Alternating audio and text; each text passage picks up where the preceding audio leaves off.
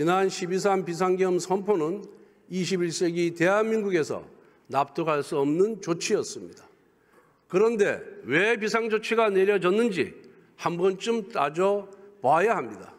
대한민국 정부 수립 이후 문재인 정부까지 74년 동안 발의된 탄핵소추안은 총 21건입니다. 그런데 윤석열 정부 출범 이후 거대 야당은 무려 29건의 탄핵소추안을 발의했습니다.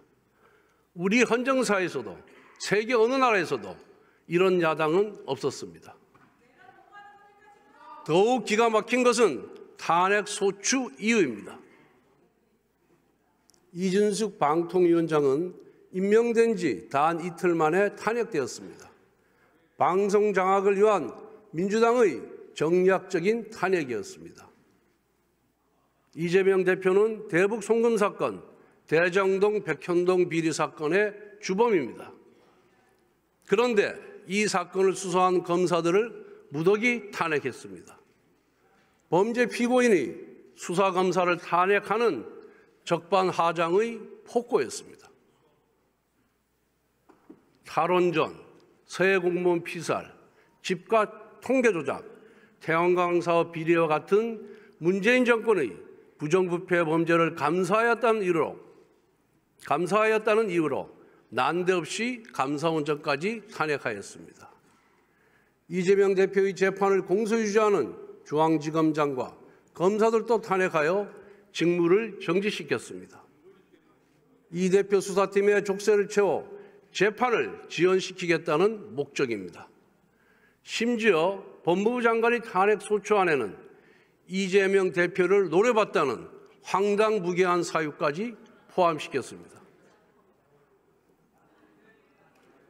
대통령 탄핵소추 통과 이후 국정안정이 무엇보다 절실합니다.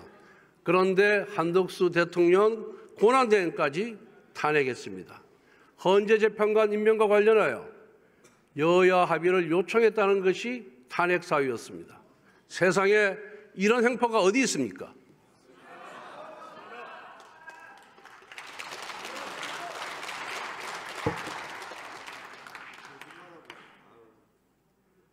이것도 모자라서 민주당은 최상목 권한대행까지 탄핵하겠다고 시도 때도 없이 협박하고 있습니다.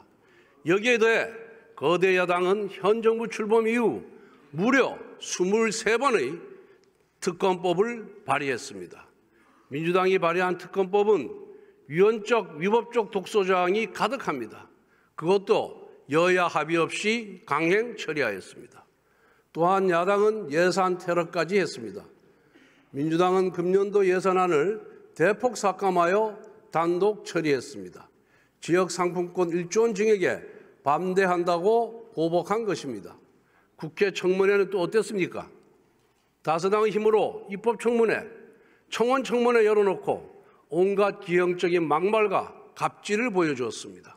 수많은 공직자, 기업인들을 불러서 마치 범죄자 신문하듯이 겁박하고 조롱했습니다. 청문회가 아니라 인신공격의 경연장이었습니다. 지금까지 대통령과 권한대행이 행사한 제의 요구권은 총 38건입니다. 이를 두고 민주당은 독선이라고 비판합니다. 불통, 독선 이미지를 낙인 찍는 전형적인 민주당의 수법입니다. 국익을 위하는 법이라면, 여야 합의로 통과된 법이라면 정부가 왜 제2요구권을 행사합니까? 국민 여러분, 29번의 연쇄 탄핵, 23번의 특검법 발의, 38번의 제2요구권 유도, 셀 수도 없는 갑질 청문회 강행, 삭감 예산안 단독 통과, 이 모두가 대한민국 건국 이후 단 한 번도 본 적이 없는 처음 있는 일입니다. 의회 독재의 기록이자 입법 폭력의 증거이며 헌정 파괴의 실록입니다.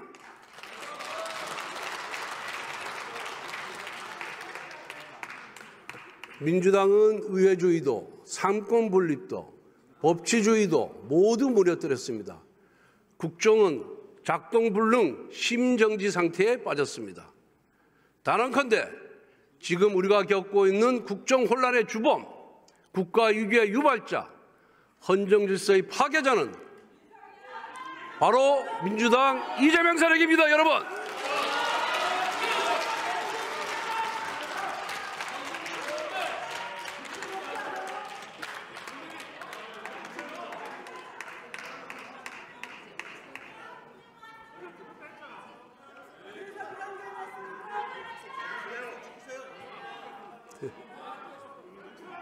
국정 혼란의 목적은 오직 하나, 민주당의 아버지 이재명 대표의 방탄입니다. 8개 사건, 12개 혐의, 5개 재판을 받고 있는 이재명 대표의 형이 확정되기 이전에 국정을 파국으로 몰아 조기 대선을 유도하고 이를 통해 대통령직을 차지하려는 정치적 모반입니다.